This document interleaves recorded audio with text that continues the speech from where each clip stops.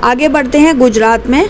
ज़फ़र खान ये बने sultan of Gujarat in the name of sultan Muzaffar Shah. इन्होंने क्या किया, डिफ़ीट किया रूलर ऑफ मालवा हुसंग शाह को, और धर जो कि कैपिटल थी या धार उसको कैप्चर कर लिया। बाद में इन्होंने इसे वापस कर दिया था। फ़तेह खान जो थे इनको टाइटल मिला था अबुल फ़तह महमूद शाह, और इनका फेमस नाम था महमूद बेगादा। इनकी मेन विक्ट्री थी चंपानेर और गिरनार आपको पता ही है कि गुजरात में। अब देखिए ये पार्ट क्यों इम्पोर्टेंट हो जाता है पढ़ना। States which got independence from Bahmani kingdom का जिक्र आता है जब आप मॉडर्न इंडियन हिस्ट्री पढ़ते हैं। अगर आप ये पोर्शन ठीक से नहीं पढ़ेंगे और सोचेंगे कि अरे इसको मैं तो छोड़ देता हूँ या छोड़ देती हूँ, तो आपको जो शुरुआत का है ना, advent of Europeans and modern Indian history, वो कभी भी समझ में नहीं आएगा।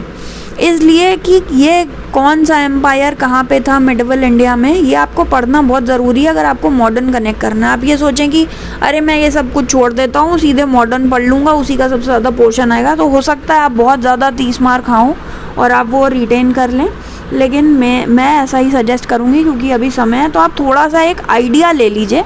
ये सब उतना ज़्यादा फैक्ट्स आपको याद रखने की ज़रूरत नहीं, बट आपको एक आइडिया होगा तो आपको डॉट्स कनेक्ट करने में काफ़ी मदद मिलेगी।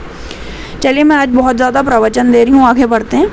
States which got independence from Bahmani were Bidar, Golconda, Ahmednagar और बीजापुर। ठीक है, तो अब सबके फाउंडर और कौन सी डायनेस्टी थी ये भी दिया हुआ है, ये भी देख लेते हैं।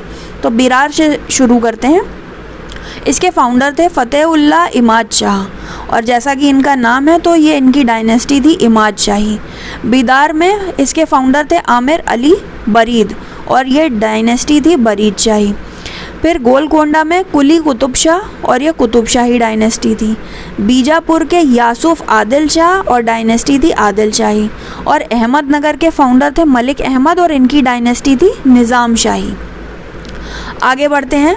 बहमनी और बीजापुर में ज़फ़र खान बहमनी एम्पायर में कब से कब तक, 1347 से लेके 1358 AD तक। अभी भी अंग्रेज़ों को आने में कुछ 100 साल बाकी हैं, बट फिर भी यहीं से शुरू होगा बहामनी किंगडम। और कौन थे आदिल शाही डायनेस्टी थी, किसने नहीं दिया था इनमें से अपना राज्य, और क्या औरंगज़ेब या सबसे लड़ाई हुई थी, आगे हम देखेंगे। फिर ज़फ़र खान 1347 से 1358 AD, इनको टाइटल मिला था अलाउद्दीन हसन बहमन शाह का।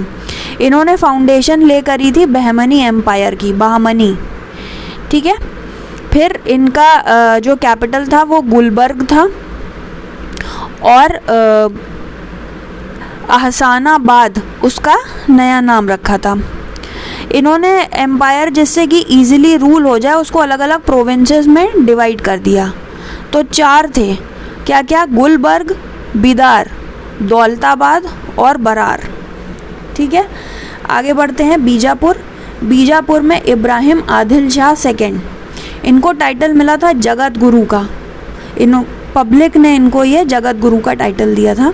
इनका दूसरा नाम अबला बाबा था, दैट इज़ अबला नारी कहते हैं ना, जो हेल्पलेस हैं उनको, मतलब नारी तो वुमन हुई, लेकिन अबला मतलब जिन पुअर है या जो हेल्पलेस हैं, तो अबला बाबा, तो फ्रेंड ऑफ द पुअर।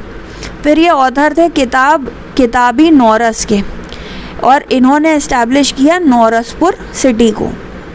कुछ और फैक्ट्स देख लेते हैं मिसलेनियस में। आर्किटेक्चर और रूलर कौन थे उस वक्त, तुगलकाबाद घियासुद्दीन तुगलक के समय में बसाया गया। मोठ मस्जिद सिकंदर लोधी के समय में, इनको मियाँ भुना कहा जाता था। और कीर्ति पिलर राणा कुंभा के समय में। ठीक है।